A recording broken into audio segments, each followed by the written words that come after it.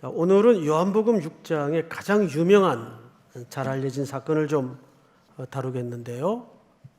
오병이어. 이 사건은 얼마나 중요했는가 하면 사복음서의 기자가 다 기록할 정도로 아주 중요한 기록이 되겠습니다. 6장에는 두 개의 기사가 등장을 해요. 첫째는 당연히 오병이어의 기사가 등장을 해요. 오병이라는 말 떡병자죠. 5개의 떡과 물고기 2마리. 오병이어의 기적이 등장하고 이어서 무리를 피해 먼저 제자들을 바다 건너로 주님이 보내시는데 배를 타고 가다가 제자들이 풍랑을 겪게 됩니다. 그래서 그 풍랑 속에서 예수님이 구원하시는 이 2개의 기사가 등장을 합니다. 근데 이 기사는 사실상 그 원형이 구약의 홍해 사건과 광야의 만나 사건입니다. 거기에 원형의 의미가 담아져 있다는 것을 염두에 두고, 자, 1절을 한번 보실까요? 1절 보시면 그 후에 예수께서 디베랴 갈릴리 바다 건너편으로 가시며 이렇게 되어 있죠. 그 후에 이렇게 되어 있어요. 그 후에. 요한은 좀 필체를 심하게 절제를 해서 맥락을 생략하고 지나갔습니다. 자세하게 무슨 일 뒤인지 풀어놓지를 않았어요. 그래서 할 수 없이 사복음서를 다 조사를 해보니까 3가지로 문맥이 드러나요. 그걸 그냥 여러분들에게 말씀을 드릴 테니까 들으시면 됩니다. 첫째는 예수님이 첫 번째로 12 제자들에게 미션을 주셔요. 전도하고 와라. 그래서 그 전도의 임무를 마치고 막 제자들이 돌아왔을 때입니다. 두 번째는 그 당시 유명한 궁궐의 스캔들이 있었습니다. 헤롯이 자기 동생의 아내를 빼앗는 희대의 스캔들이 벌어져요. 이걸 세례 요한이 직언을 하죠. 그래서 체포가 됩니다. 그리고 결국 감옥에서 쟁반에 목이 받쳐져 참수형을 당하게 된 바로 그 직후입니다. 그러니까 세례 요한의 죽음 직후라고 보면 돼요. 그리고 마지막 3번째는 어떤 맥락이 있는가 하면 세례 요한을 헤롯이 죽이고 나서 놀랍게도 헤롯이 예수님을 만나고 싶어 해요. 근데 진리가 궁금하거나 목말라서 만나고 싶은 게 아니에요. 그 속에는 칼의 끝을 점점 예수님을 향하고 싶은 욕망을 본격적으로 드러내는 그 후입니다. 그러니까 이런 맥락에서 그 후라는 걸 염두에 두실 필요가 있어요. 자, 2절을 한번 볼까요? 큰 무리가 따르니 이는 병자들에게 행하시는 표적을 보았음이라.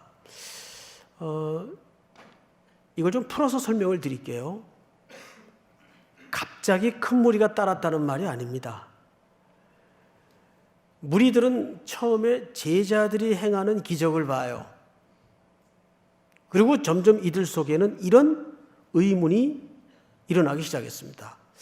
이야, 제자들 실력이 저 정도면 저들을 지도하는 스승의 실력은, 기적은 얼마나 더 대단할까? 가보자 해서 인파가 지속 반복적으로 계속 일어난 겁니다. 그러니까 여러분, 많이 모이는 게 절대 진리라든지 정의는 더더욱 아닐 수 있다는 걸 놓쳐서는 안 돼요. 성경에도 얼마나 많은 인파와 군중이 등장을 합니까?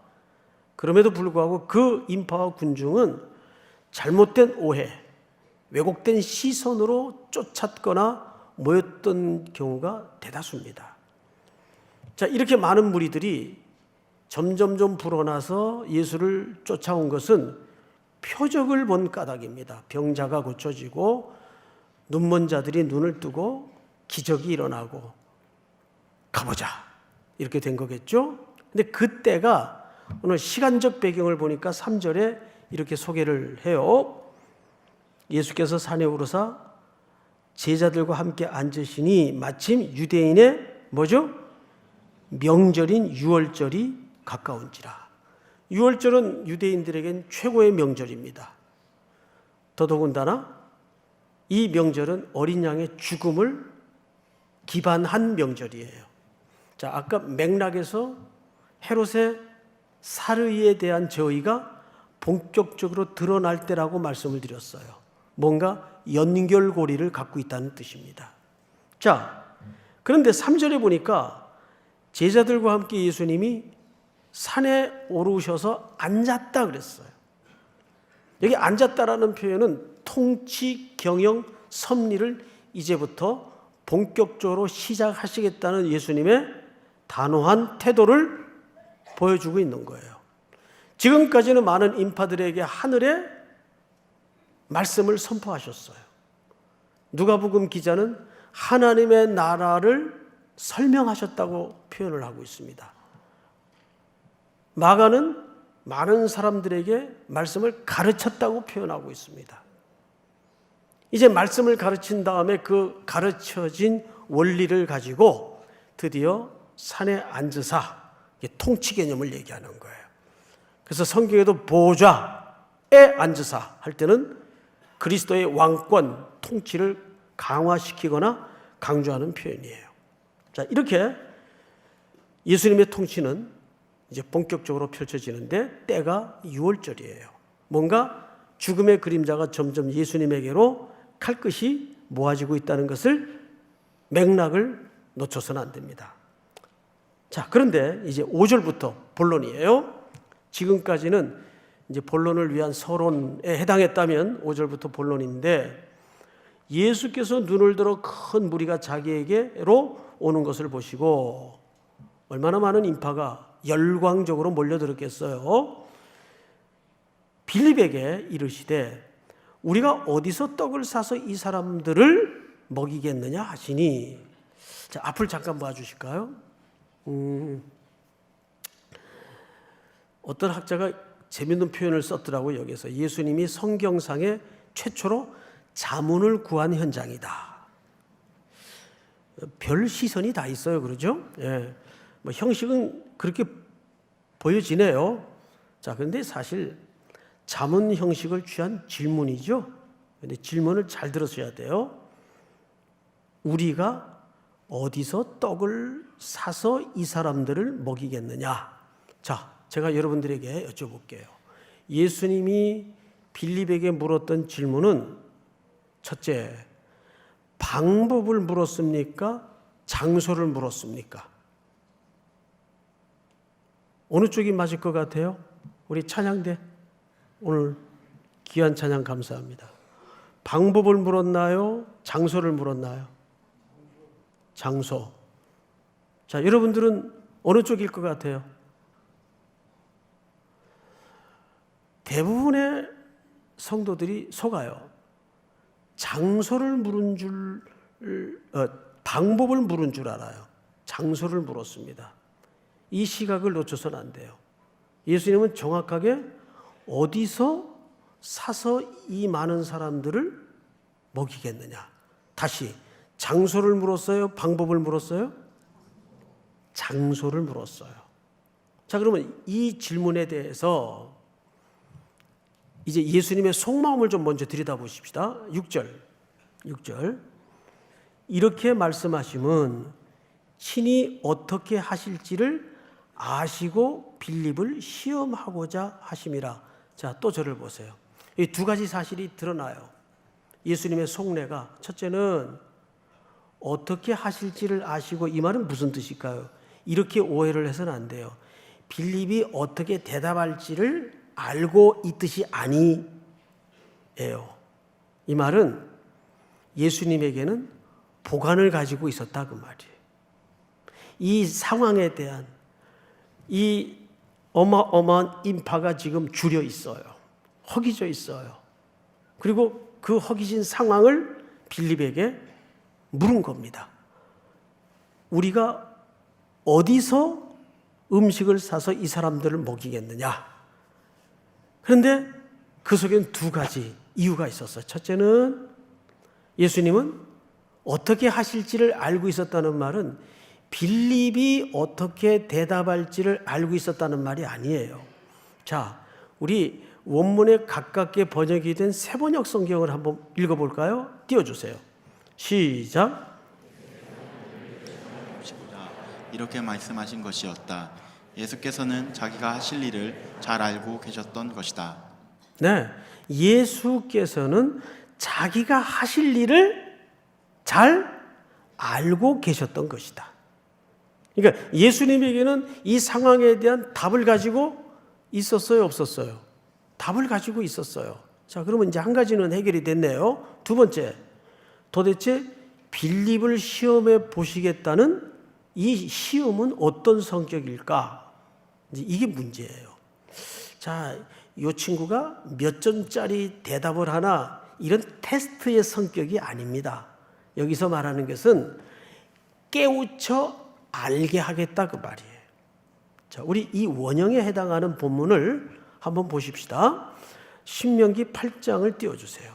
여러분들이 한번 읽읍시다. 시작. 너를 낮추며 너를 줄이게 하시며 또 너로 알지 못하며 내 조상들도 알지 못하던 만나를 내게 먹이신 것은 사람이 떡으로만 사는 것이 아니요 여호와의 입에서 나오는 모든 말씀으로 사는 줄을 내가 알게 하려 하심이니라. 야, 본문을 그대로 두시고 이제 제 설명을 좀 들으시기 바랍니다. 이스라엘 백성들이 홍해를 건너 광야에 툭 던져졌더니 물도 없고 떡도 없고 아무것도 없어요. 죽음만이 가득한 어둠과 사망의 땅이에요. 당연히 원망을 터뜨렸어요. 그러면 송태근이 너 같으면 원망 안 했겠냐? 당연히 했죠. 나는 그 원망이 전혀 이상해 보이질 않더라고요. 그럼 여러분 같으면 그 상황 속에서 감사합니다. 그랬겠어요? 그러면? 아무것도 없는데? 애들은 어떡하고? 그들 마음속에는 어떤 마음이 있었는가 하면 의식주 문제만 해결이 되면 우리가 정말 하나님을 보란 듯 폼나게 섬길 텐데 이런 그릇된 마음을 갖고 있었어요. 그게 왜 그릇된가 하면 자기들의 영적인 수준과 실력을 몰라도 너무 몰랐죠. 그 속내를 하나님이 아시고 의식주 문제만 해결되면 나를 잘 섬길 수 있을 것 같다고 하나님이 이상하게 그걸 덥석 물어요. 감격해서 기특해서 아니에요. 좋다. 내가 해줄게. 그래서 이빨에 고기가 끼도록 매일 메추라기에 매일 만나를 먹이세요. 저녁에는 고기로, 아침에는 만나로, 만나볶음, 만나무침, 만나비빔밥. 몇 년 동안? 40년 동안. 하루도 걸르지 않고 안식일 전날에는 이틀분을 주셨어요. 그런데도 안식일 날 기어코 또 떨어졌나 안 떨어졌나 나간 사람들이 있었을까요? 없었을까요? 있었죠. 그 시대나 이 시대나 그런 사람들이 꼭 있어요. 그리고 신명기는 이 본문은 지금 40년이 지난 거예요. 결론, 그들은 의복이 헤어지지 않고 발이 부르지 않고 배가 굶주린 적이 없었으나 한 번도 하나님을 옳게 섬기는데 성공했던 적이 없어요. 늘 우상 숭배에 더 극한 탐욕에 묶여서 넘어지고 죄짓고 넘어진 죄에 또 넘어지고 죄도 골고루 못 져요. 넘어진 죄에 또 넘어지고 먹고 토하는데 또 먹고 넘어지고 토하고. 결론, 너를 낮추시며 너를 줄이게 하시며 또 너도 알지 못하며 내 조상들도 알지 못하던 만나를 네게 먹이신 것은 사람이 떡만 있으면 사는 게 아니라는 것을 뼛속에다가 깨우치고 가르쳐주겠다 그 뜻이에요. 가르쳐줬다 그 뜻이에요. 그래서 여호와의 입에서 나오는 모든 말씀으로 사는 줄을 네가 뭐하게 하려 하심이니라. 알게 하려 하심이라. 이걸 흔적을 새겨주기 위해서 하나님이 경험시킨 거예요. 시험이라는 건 그런 차원의 시험을 얘기하는 거예요. 지금 빌립을 시험한다는 것도 무슨 뜻인가 하면 이런 차원의 시험이에요. 네가 얼마나 영적으로 무지하고 빵의 문제나 떡의 문제가 해결돼도 생리적으로 인간이 그렇게 썩 영적으로 괜찮은 수준이 아니라는 것을 내가 확실하게 새겨줄게. 그게 여기서는 뭘로 표현됐죠? 시험하사. 근데 하나님은, 아니 예수님은 그 시험을 하시면서도 보관과 대안과 대답을 가지고 계셨어요? 안 가지고 계셨어요? 가지고 계셨어요. 이것 굉장히 중요합니다. 가끔 우리 인생의 노정에 하나님은 툭툭툭 아주 심심치 않게 시험을 주세요. 진땀 나도록, 전전긍긍하도록. 그때마다 죽겠죠. 길도 안 보이고 답도 없고. 그런데 언제나 하나님의 시선과 하나님의 주권에선 답정로예요. 답정로가 무슨 뜻인지 알죠? 하나님은 언제나 답을 가지고 있다고요. 그 사실을 믿으십니까? 자, 그런데 이제 이러한 예수님의 질문에 대해서 이제 제자들의 반응을 들어가 보십시다. 7절. 빌립이 대답하되 각 사람으로 조금씩 받게 할지라도 200데나리온의 떡이 부족하리이다. 자, 저를 보실까요? 예수님의 자문형 질문을 받은 빌립이 금방 전자계산기를 두들겨 봤어요. 그랬더니 딱 답이 200데나리온이 부족하다는 게 나왔어요. 근데 그것도 액수가 이것 가지고 떡을 구한들 충분히 못 줘요. 조금씩 나눠줘도 200데나리온이 필요한데, 자, 그러니까 빌립은 어디에 초점을 맞췄죠? 없는 것에 초점을 맞췄어요. 없는 현실에 초점을 맞췄어요. 그러면 다른 제자로 한번 시선을 옮겨 보십시다. 8절. 제자 중 하나 곧 시몬 베드로의 형제 안드레가 예수께 여짜오되, 9절 다 같이 읽습니다. 시작. 여기 한 아이가 있어 보리떡 5개와 물고기 2마리를 가지고 있나이다. 그러나 그것이 이 많은 사람에게 얼마나 되겠사옵나이까? 자, 두 번째 여러분들에게 질문을 드립니다. 빌립과 안드레 중에 여러분들은 누가 조금 그래도 비교적 괜찮은 제자같이 느껴집니까? 예? 안드레. 우리 찬양대는요? 누가 괜찮은 제자 같아요? 자꾸 졸지 말라고 뒤돌아보는 거예요. 지금 이 시간이 굉장히 위험한 시간이거든요. 식후에. 누가 더 괜찮은 것 같아요? 안드레. 저기도 안드레. 여기도 안드레. 근데 그렇게 대답할 줄 알았어요. 자, 여러분, 이런 비유를 제가 드리면 어떨까요? 누가 저한테 갑자기 느닷없이 1,000만 원을 좀 달라고 왔어요. 빌려달라고. 그래서 제가 두 가지 반응을 할 수가 있죠. 나 돈 없어 지금. 첫 번째 반응이에요. 두 번째, 야, 내 지금 호주머니에 가지고 있는 거는 딱 100원짜리 하나밖에 없다. 어느 게 확실히 없이 느껴집니까? 예? 웃지 말고 어느 게 확실히 없는 것처럼 느껴져요. 100원짜리 하나죠.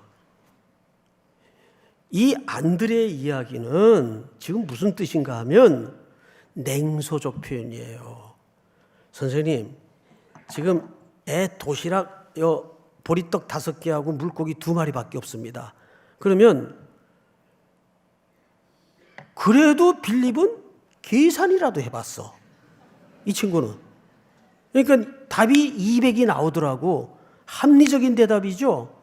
그런데 안드레는 이 문법을 봐도 그렇고 애 도시락 분량에 한 끼 식량 분량을 갖고 와서 자, 가진 게 이거밖에 없습니다. 이걸로 뭘 할 수 있겠습니까? 이건 뭐냐면 사실은 냉소적 표현이에요. 예? 그러니까 이런 거죠. 나 1,000만 원만 좀 구워줘. 야, 없어. 하는 거하고 야, 내 주머니 뒤져봐라. 100원짜리 딱 하나밖에 없다 지금. 그러면 어느 게 확실히 없는 게 극대화돼서 드러났냐 이 말이에요. 100원짜리 하나, 보리떡 5개, 물고기 2마리. 뭔 소리인지 알겠어요? 그러니까 고요함을 극대화시키기 위해서는 이런 방법도 쓸 수가. 조용하다. 와. 또 하나는 바늘 떨어지는 소리가 탱크 굴러가는 소리처럼 들리던 밤에. 어느 쪽이 세요? 응? 후자가 훨씬 세죠? 예. 그러니까 여기서 사실 못된 놈은 안드레예요. 빌립은 그래도 우직하게나마 계산이라도 해봤다고 이 친구는. 근데 문제는 둘 다 본질적인 대답은 똑같아요. 빌립은 없는 것에 초점을 뒀고 안드레는 있는 것에 초점을 둬서 이거밖에 없습니다. 이것 가지고 뭘 할 수 있다고 그러십니까? 이해가 되죠? 자, 이게 인간의 한계예요. 인간의 한계는 200데나리온의 분량밖에는 없어요. 자, 그러자 예수님께서 이제 이 상황을 어떻게 이용하시는가를 잘 보시라고요. 성경을 또 보십시다. 10절. 예수께서 이르시되 이 사람들로 앉게 하라 하시니 그곳에 잔디가 많은지라 사람들이 앉으니 수가 몇 명이에요? 이 수는 정확하게 장정 남자 수만입니다. 그러니까 줄잡아 최소한 잡아야 10,000명이에요. 그리고 평균치로는 15,000, 많게는 20,000까지 잡는 학자가 있어요. 어쨌든 그건 우리에게 중요한 게 아니고 여기서 초점은 많이 앉았어요. 최소 숫자가 장정 남자만, 그 외 어린아이 여자는 이 시간에 카운트하지 않으니까. 자, 그런데 11절 예수께서 떡을 가져 축사하신 후에 앉아있는 자들에게 나눠주시고 물고기도 그렇게 그들의 원대로 주시니라. 자, 또 저를 보세요. 빌립의 제안과 안드레의 제안이라고 하는 이 제안 중에 그러면 예수님은 결국 누구 제안을 채택한 거예요? 안드레의 제안을 채택한 건가요? 형식적으로는 했어요.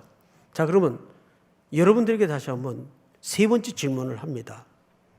예수님은 예수님의 하나님의 아들 되심의 전지전능한 능력을 드러내기 위해서 가능성 있는 프로젝트를 채택할까요? 전혀 불가능하다고 얘기하는 걸 채택할까요? 그렇죠. 그래서 안드레가 냉소적으로 물고기 2마리하고 보리떡 5개 갖고 와서 살짝 냉소를 지으면서 아니 이거밖에 없는데 이것 가지고 뭘 할 수 있습니까? 예수님 그걸 덥석 문 거예요. 그래? 너 그거 갖고 와. 해서 그걸로 어떤 풍족한 역사가 나타났는가를 한번 보십시다. 11절 축사하신 후에 앉아있는 자들에게 나눠주시고 물고기도 그렇게 그들에게 뭐로 주시니라? 원대로. 이 단어 주의하세요. 원대로. 그 다음에 그들이 뭐한 후에 배부른 후에 원대로 먹고 배불리 먹었어요. 그리고 얼마가 남았나요? 먹고 남은 조각이 12바구니에 찼더라. 이건 미래의 종말론적 완성을 암시하고 있는 내용이에요. 12바구니 가득 남게 되었습니다. 자, 그러자 폭발적인 반응이 일어납니다. 성경을 보세요. 14절 다 같이 시작. 그 사람들이 예수께서 행하신 이 표적을 보고 말하되 이는 참으로 세상에 오실 그 선지자라 하더라. 그러므로 예수께서 그들이 와서 자기를 억지로 붙들어 뭐 삼으려 했죠? 그걸 떨쳐내고 뿌리치고 홀로 떠나십니다. 자, 앞을 보십시다. 이 어마어마한 인파가 예수님을 임금 삼으려 했던 중요한 기초가 뭡니까? 먹고 배부른 까닭이에요. 그들이 구했던 임금은 바로 이런 임금이 필요했던 거예요. 우리의 허기진 배를 채워주고 우리의 고달픈 삶을 뒤집어 엎고 로마의 철권 통치 밑에서 이 신음을 멈추게 할 정치적 메시아. 그래서 우리가 선거 때마다 속죠. 네? 그런데 예수님은 떡을 빌미로 한 임금 삼으려는 의도와 시도를 끊어버립니다. 나는 이 일을 위해서 온 너희들이 구하는 정치적 메시아가 아니다. 그리고 떠나버리세요. 자, 그러면 결론이 하나 남습니다. 아까 예수님이 물었던 질문으로 다시 돌아가서 빌립에게 뭐라고 물었는가 하면 우리가 어디서 떡을 사서, 다시 방법을 물은 거예요? 장소를 물은 거예요? 장소를 물은 거예요. 자, 그러면 이 어디서라는 주제가 요한복음 전체에서 얼마나 중요하냐 하면 제가 몇 절만 읽어드릴 테니까 그냥 편안히 앉아서 들으십시오. 첫 표적 요한복음 2장에 연회장은 물로 된 포도주를 맛보고도 어디서 났는지 알지 못하되. 어디서? 요한복음 3장 니고데모와의 대화 속에 바람이 이물이 불매 네가 그 소리는 들어도 어디서 와서 어디로 가는지 알지 못하니. 여기서도 어디서 어디로가 등장을 해요. 그죠? 3절, 세 번째 수가성 우물가에서 여자가 이르되 주여 물기를 그릇도 없고 이 우물은 깊은데 어디서 당신이 그 생수를 얻겠사옵나이까. 어디서? 자, 그리고 오늘 6장입니다. 그러면 이 어디서라는 말이 등장할 때마다 공통적으로 들통나는 게 뭐죠? 인간의 무지예요. 그렇습니까? 안 그렇습니까? 인간의 영적인 무지가 폭로되고 들통이 납니다. 자, 그러면 예수님은 도대체 이 어디서를 요한복음에서 왜 이렇게 강조해야만 했고 오늘 본문에서는 왜 장소 개념으로 빌립에게 질문을 했을까요? 어디서 이 떡을 구하겠느냐? 떡이 무슨 떡으로 바뀌었죠? 참떡으로 바뀌었어요. 참떡. 근데 이 떡이 어디서 오는 떡이래요? 아버지께로부터 하늘로서 오는 떡이래요. 이제야 예수님이 빌립에게 장소적 개념으로 물었던 이유가 드러납니다. 예수님은 어디서 오신 분이세요? 아버지께로부터 위에서 오신 분이세요. 믿습니까? 그리고 자기를 뭐라고 소개하죠? 너희 조상들이 광야에서 먹으면 또 허기진 그런 떡이 아니라 나는 영원히 배고프지 않는 참떡으로 이 땅에 왔다.